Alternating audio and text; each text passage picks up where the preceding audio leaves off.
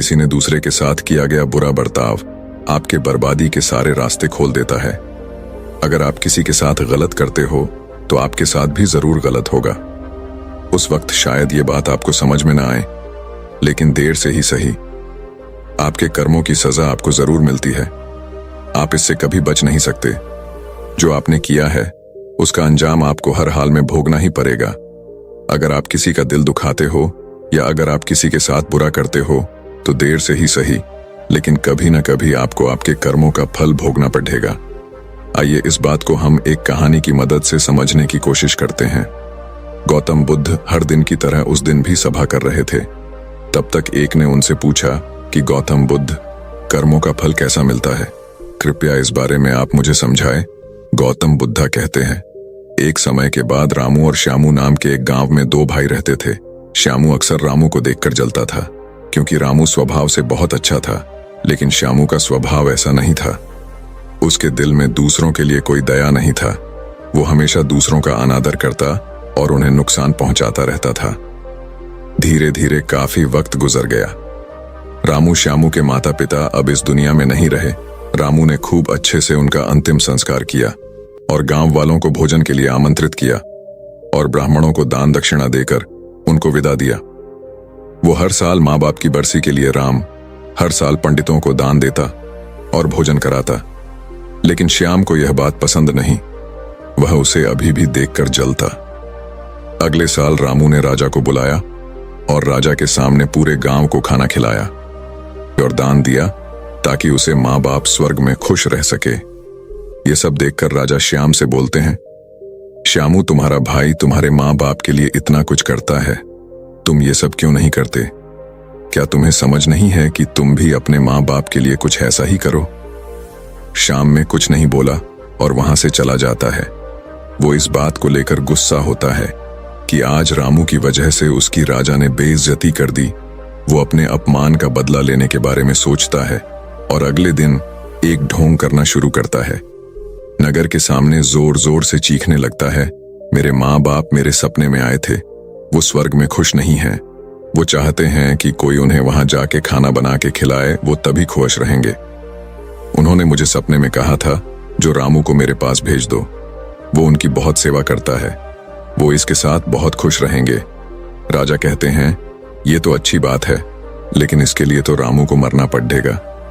रामू को सब समझ आता है ये सब कहीं ना कहीं उसको फंसाने की चाल है, लेकिन वो कहता है, चलो इसी बहाने मैं जरूर सेवा करके दिखाऊंगा।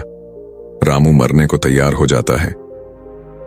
वो राजा से कहता है, राजा, आप अगले दिन नदी किनारे एक नाव का बंदोबस्त कराए।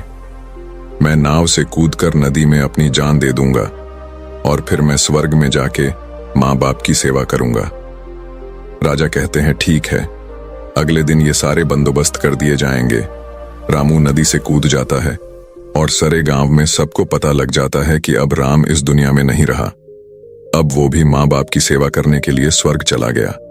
श्यामा बहुत खुश था कि उसका इकलौता भाई दुनिया में नहीं रहा। जो भी राजपाट और जमीन है, अब वो सब उसका मालिक बनेगा। धीरे धीरे काफी दिन गुजर चले। एक दिन अचानक से राजा के दरबार के बाहर रामू बैठा होता है और जोर जोर से रो रहा होता है। राजा के सिपाही दरबार में ले जाते हैं और बोलते हैं, ये चमत्कार कैसे हुआ? तुम जिंदा कैसे हो? ये सब क्या बला है? फिर राम बताता है, मैं स्वर्ग में गया था, मैंने वहां देखा, लेकिन मेरे बाबा अब भी खुश नहीं हैं। वो मेरे पे गुस्सा हो रहे थे। उन्होंने मुझसे बोला, तुम्हें वैसे खाना बनाने भी नहीं आता तुमसे। अच्छा तो श्याम है, वो अच्छा खाना बनता है, इसलिए तुम जाओ और तुम उसे भेज दो। राजा श्याम को बुलाते हैं और सारी बात बता देते हैं कि तुम्हारे भाई ने तुम्हारे माँ बाप के लिए इतना त्याग किया है, लेकिन अब तुम्हारी बारी है। क्या तुम उनके लिए ऐसा कुछ नहीं करोगे? श्याम को अब ना चाहते हुए भी आखिर ये काम करना ही पड़ा है। अगले दिन फिर से सारी तैयारी कराई जाती है, लेकिन राम ने सोचा कि अगले दिन मैं जाऊंगा ही नहीं। अगले दिन मैं शहर छोड़कर कहीं चला जाता हूं। फिर राम ने राजा को सारी बात बता दी थी। दरअसल वो जिंदा कैसे बचा, उसने पहले ही मछुआरे से अपनी बात कह रही थी कि वो उसकी जान बचाएगा। मछुआरे उसकी जान बचाई और वो 1 महीने तक नगर के बाहर रखा और सही वक्त आने पर राजा के दरबार में उपस्थित हुआ। वो वैसा सिर्फ उसको सबक सिखाने के लिए करना चाहता था। राजा बोले, चलो अच्छी बात है, लेकिन उधर श्यामनगर छोड़ने का प्लान बना चुका था कि अगली सुबह वो वहां नहीं जाएगा। वो रात के अंधेरे में घर छोड़कर भाग लेता है।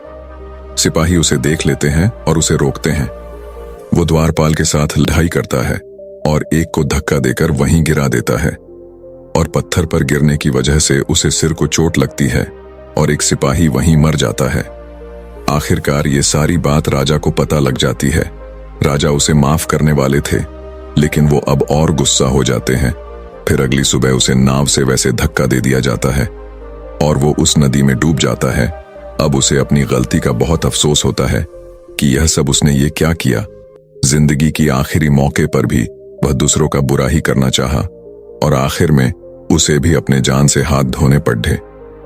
तब गौतम बुद्ध समझाते हैं, कर्मों का फल ऐसा ही होता है। बुरे इंसान को आखिरी वक्त तक सही और गलत की पहचान नहीं होता। जिंदगी ऐसी ही नहीं चलती, जिंदगी समझने की चीज है।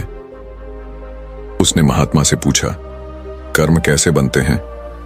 फिर महात्मा ने बोला, अच्छे कर्म के बनने से पहले हमें इस पर ध्यान देने की जरूरत है कि आखिर अच्छे कर्मों बनने का सबसे पहला पड़ाव क्या है। मनुष्य के द्वारा किए जाने वाले सभी कर्म उसके विचारों से निर्मित होते हैं। हमारी सकारात्मक या नकारात्मक सोच विचारों को जन्म देती है और वही विचार कर्म बनते हैं। इस तरह सोच सकारात्मक होने पर ही अच्छे कर्मों का निर्धारण हो सकता है। उसने फिर महात्मा से पूछा, पाप का फल कब मिलता है? फिर महात्मा ने बोला, पाप का फल किए गए कर्म पर निर्भर करता है। यदि आपके द्वारा किए गए कार्य बुरे हैं और वो अच्छे कर्मों की तुलना में अधिक है, तो इसका फल आपको अगले जन्म में भोगना पड़ेगा। यदि बुरे कर्म कम है तो इसका भुगतान आपको इसी जन्म में करना होगा। इस प्रकार यह चक्र चलता रहता है। जब तुम जिंदगी को समझते हो तब तुम खुद को समझ पाते हो। तुम तभी देखोगे कि इस दुनिया में जितने भी जीव जंतु, पेड़ पौधे हैं, सब तुमसे जुड़े हैं। उनकी रक्षा करना, उनके बारे में अच्छा सोचना और उनका भला करना भी तुम्हारी जिम्मेदारी है। जब तुम दूसरों के लिए अच्छा करते हो तो बदले में तुम्हारे लिए भी अच्छा होता है। लेकिन जब तुम किसी दूसरे का बुरा करते हो और तुम्हें लगता है कि तुम्हारे साथ बुरा नहीं होगा, और हो सकता है कि शायद उस वक्त तुम्हारे साथ बुरा ना भी हो, लेकिन ऐसा कुछ नहीं, कभी ना कभी तुमको उसका हर्जाना भुगतना ही पड़ता है। इसीलिए तुम्हें यहाँ पे किसी का बुरा करने का कोई हक नहीं है। तुम्हें यहाँ पे किसी के साथ गलत व्यवहार करने का कोई हक नहीं है, क्योंकि कर्मों का फल कभी ना कभी मिलता ही है। बाकी अगर ये कहानी आपको अच्छी लगी हो तो इस वीडियो को लाइक करें और ऐसी और कहानी सुनने के लिए डे इंस्पायर्ड यूट्यूब चैनल को सब्सक्राइब करें। तब तक मिलते हैं हम आपसे ऐसी ही एक और प्रेरणादायक कहानी के साथ अगले दिन। धन्यवाद।